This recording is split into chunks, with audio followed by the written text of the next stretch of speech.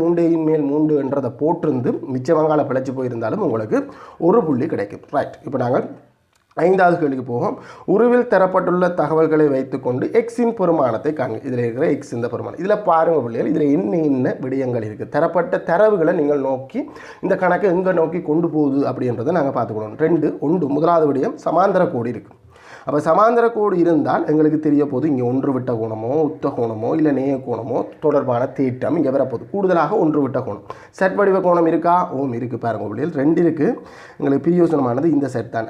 அங்கே தான் கோணம் தந்திருக்கு. ஆகவே இந்த கோணம் 50 பாகை அப்படின்றத நான் படத்திலேயே போடுறேன். இங்கே வேறு எங்கேயுமே செய்ய வழி வேணாம், படத்திலேயே செய்ய வழி போடுறேன். 50 பாகை. சரி, வேறு என்ன தேட்டம் இருக்குன்னா இதோட இருசம பக்கம் கோணம் இருக்குது. பாருங்க, இந்த பக்கத்தை சமன் என்று காட்டிக்காங்க. அப்போ இருசம பக்கம் கோண தேட்டம் வேலை செய்ய போகுது அப்படின்னா அதில் என்ன தேட்டம்? சமனான பக்கங்களுக்கு எதிரான கோணங்கள் சமன் அப்படின்னு பார்த்தா இந்த கோணம் எக்ஸ் என்றா இந்த கோணமும் எக்ஸ் தான். இப்போ நாங்கள் எக்ஸை காண்றதுக்கான ஒரு நுட்பம் கிடைக்குது.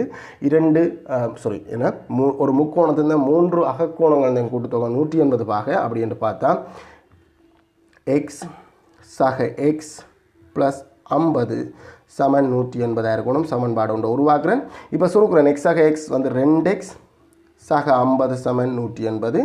அடுத்ததாக தான் தீர்க்க வழிக்கும். பாருங்கள், முதலாவது பள்ளியில் சமன்பாடை உருவாக்குறது, 2வது சுருக்குறது. அந்த நேரத்தில் தீர்க்கிறதுக்கான இந்த ஸ்டெப்பும் செய்யல. 3வது ஸ்டெப் தான் தீர்த்தல். அந்த ஸ்டெப் வந்து பெருசாக இருக்கலாம்.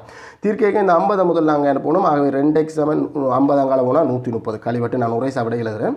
இந்த 2 அங்கால போகணும். இங்கே 2 பெருக்கி கொண்டிருந்த 2 அங்கால போனால் பிரித்தால் 65. எக்ஸ் வந்து 65 என்ற விடையை நீங்கள் எடுத்திருப்பீங்கன்னா உங்களுக்கு முழுமையான 2 புள்ளிகளும் கிடைக்கும். மனசால கூட எடுத்துருக்கலாம். இல்லை என்றால் இந்த சமன்பாடை சரியாக உருவாக்குறது இதுவோ இது 2ல் எந்த சமன்பாடாவது சரியாக உருவாக்கப்பட்டிருந்தால் உங்களுக்கு ஒரு புள்ளி கிடைக்கும். சரி, இப்போ நாங்கள் 6வது கேள்விக்கு போவோம். முதலாம் உறுப்பு